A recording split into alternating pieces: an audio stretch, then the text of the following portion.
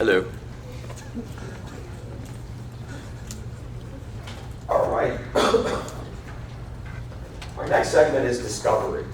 Now, I don't want to spend a lot of time on discovery because there's a million things to possibly talk about. My biggest advice to you here is use the discovery questions, okay? As long as you did your work and worked through the discovery questions and took notes and made sure to read all the rules very carefully, you should be well prepared for any discovery questions that might be thrown at you. So instead, I'm going to hit some of the bigger points regarding discovery. First, there's the standard for discovery under Rule 26B, right?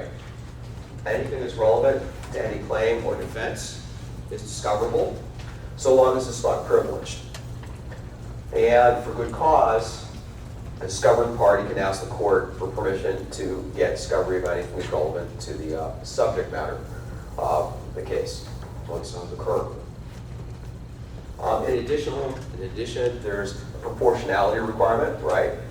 So the court can limit discovery, okay, or prevent it based on factors like undue burden or repetitiveness, or the parties had ample opportunity to get the material, or the cost substantially outweighs the value, so on and so forth.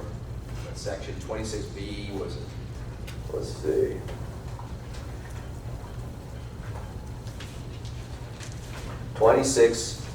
B2C, unreasonably cumulative or duplicative, ample opportunity of the burden or expense outweighs the likely benefit, so on and so forth.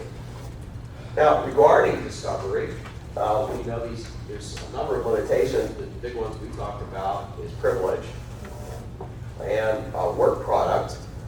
Big difference between privilege and work product is privilege can't be pierced by the court, even if the court feels that it's really important to allow discovery. Importance or need are irrelevant to piercing a privilege. A privilege could be attorney-client privilege, it could be a priest parishioner privilege, it could be spousal privilege, it could be or Fifth Amendment privilege against self-incrimination or other privileges. A work product, in contrast, can be pierced by the court with the showing of sufficient need. Here I want to remind you that we have two standards for work product protection. One is contained within the Hickman case.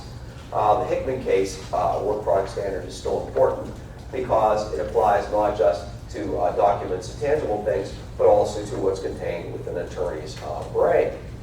On the other hand, the work product, the doctrine in Rule 26B3 is broader than the Hickman case in another sense, and that whereas Hickman seems on its face to be limited to attorney work product, the 26B3 protections cover any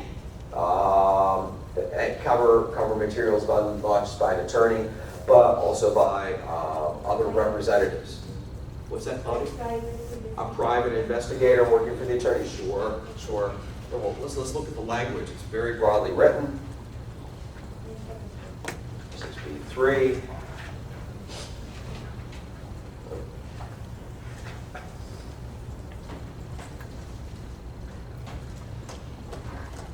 Anything that's a document or tangible thing prepared in anticipation of litigation or for trial, or for another party, or its representative, including the other party's attorney, consultant, surety, indemnitor, insurer, or agent. Especially that word agent makes it really, really broad. But remember, whereas the Hickman work coverage applies to things the attorney's head as well as documents, the rule work product doctrine applies only to documents and tangible things. Now this information has to be prepared in anticipation of litigation. I'm not going to get again into all the various scenarios of what counts as prepared in anticipation of litigation. Here I refer you back to the Glandon book, which lists various scenarios and various ways of defining anticipation of litigation. Glandon has a very nice treatment of it, so I'm not going to get into that.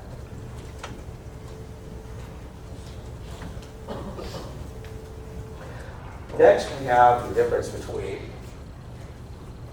discovery and disclosure.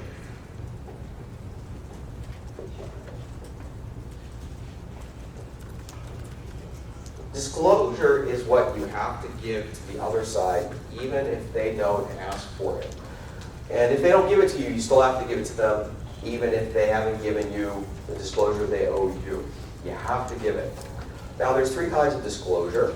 There's the initial disclosure, there's expert disclosure, and there's pretrial disclosure. What we focused on in class was the initial disclosures. No, the initial disclosure includes things like identifying witnesses, right?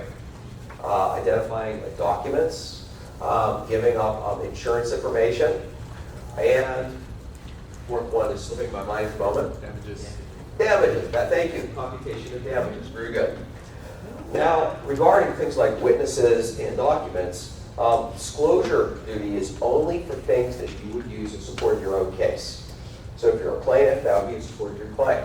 If you're a defendant, in support of your defense. If you're a defendant asserting a counterclaim, then it would also include things in support of your counterclaim, and so on and so forth. All right? So you don't have to give up things that have the sole purpose of hurting your own case.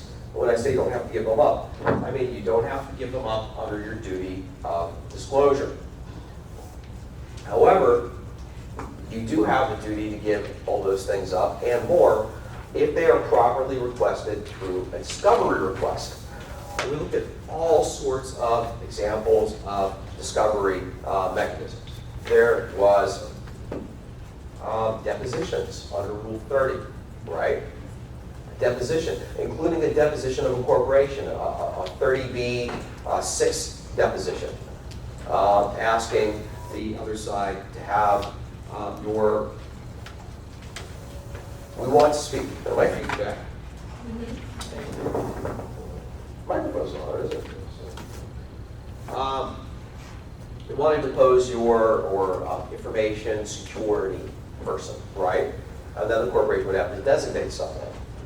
So there's depositions. In a deposition, the person being deposed sits down. They have to answer questions under oath. And then both sides get to ask questions of that person.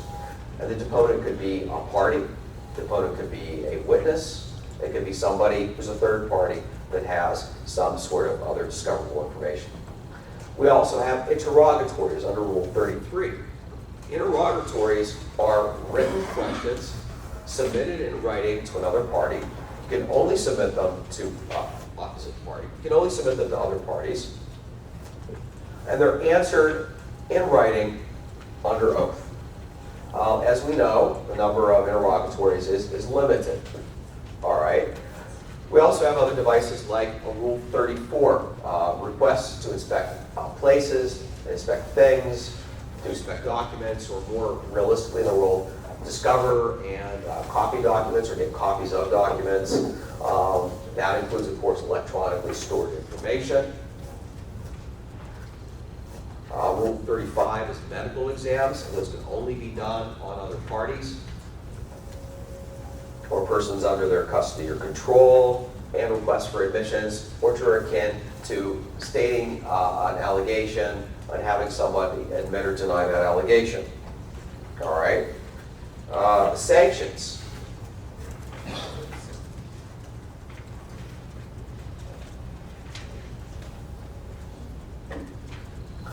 First, we have Rule 26G sanctions. Rule 26G is similar to Rule 11, which provides sanctions for when you sign a paper and present it to the court and then violate certification requirement. 26G has very similar sanctions requirements. Rule 37 is a much more serious form of sanction rule. 37A allows parties to seek a motion to compel. So, for example, the plaintiff seeks discovery of the defendant provides some of the information, but it's evasive or incomplete, and the plaintiff then seeks a motion to compel from the court, and the court would then, if appropriate, order the defendant to provide better or more complete discovery. Now, suppose the defendant is the recipient of the order to compel from the court, but still doesn't comply, then what would be appropriate is sanctions under Rule 37B. 37B sanctions are much more serious, right? Which can also include the death sentence, the court finding against you on a claim, or dismissing a claim, or finding for the opposite side on a claim. And generally speaking, It takes some pretty bad conduct on the part of the recalcitrant party for there to be the death sentence sanction, but a whole variety of sanctions are permitted under Rule 37B. Other sections of the rule provide sanctions. So, for example, if you don't provide disclosures or you don't update your discovery or disclosures as required by Rule 26E, then the court can prohibit you from using certain evidence at trial and even tell the jury that you evaded your discovery or disclosure obligations. Finally, under Rule 37D, there's immediate sanctions that kick in for an utter failure to participate in discovery, such as not showing up to your own deposition or things like that. Finally, there's the section, I always forget if it's 37F or G, they changed the number a year or two ago. That's the rule regarding electronically stored information that's deleted in the good faith operation of the system, like your computer deleting cookies and all of that. But like I said, I wasn't going to get very detailed into discovery. What I would recommend you do here is instead go through the study question sets. I have 3 or 4 sets of study questions that very methodically go through all those materials. I think our time together today, significant time today, is better spent talking about other things. So I'm going to pause the camera and move on to the next thing.